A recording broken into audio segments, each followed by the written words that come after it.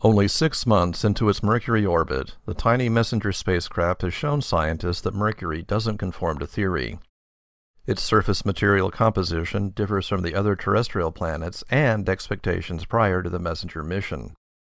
Its magnetic field is unlike any other in the solar system, and there are huge expanses of volcanic plains surrounding the north polar region of the planet and covering more than 6% of Mercury's surface.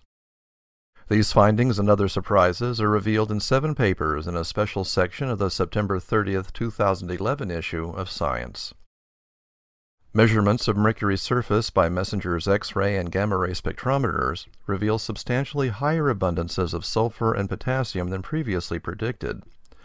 Both elements vaporize at relatively low temperatures, and their abundances thus rule out several popular scenarios in which Mercury experienced extreme high-temperature events early in its history. It seems that theorists will have to go back to the drawing board on Mercury's formation. Messenger has confirmed that Mercury has volcanic deposits on its surface. New data from orbit show a huge expanse of volcanic plains surrounding the north polar region of Mercury.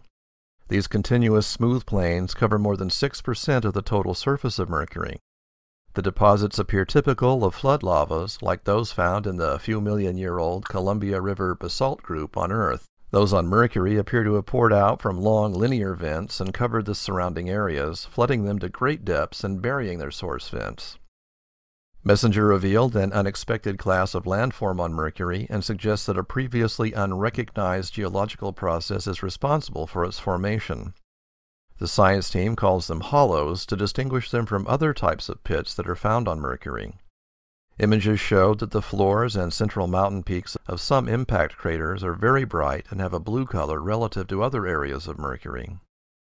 Hollows have been found over a wide range of latitudes and longitudes, suggesting they are fairly common across Mercury.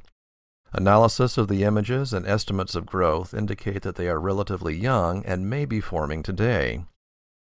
Earth, Mercury, Jupiter, Saturn, Uranus, and Neptune all have intrinsic magnetic fields, but Messenger found that Mercury's weak field is different. The distribution of energetic electrons in Mercury's magnetosphere is not consistent with what is known as Van Allen radiation belts. Mercury's magnetic equator is also well to the north of the planet's geographic equator. The best-fitting internal dipole magnetic field is located about 480 kilometers, or 298 miles, northward of the planet's center. The team found that sodium is the most important plasma ion contributed by the planet to the magnetosphere. Charged sodium particles are concentrated near Mercury's polar regions, where they are likely liberated by solar wind ion sputtering, effectively knocking sodium atoms off Mercury's surface. The formation process of these ions is comparable to how auroras are formed in the Earth's atmosphere. Messenger also detected helium ions throughout the entire volume of Mercury's magnetosphere. Researchers surmise that helium was delivered from the Sun by the solar wind, implanted on the surface of Mercury, and then fanned out in all directions. Mercury's weak magnetosphere provides very little protection of the planet from the solar wind. The conventional wisdom was that Mercury was just like the Moon. Messenger is showing scientists that Mercury is radically different from the Moon in just about every way we can measure. It is not the planet currently described in the textbooks.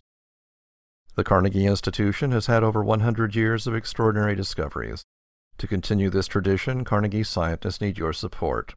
For more information about this and other cool science, visit our website at carnegiescience.edu. This is John Strom.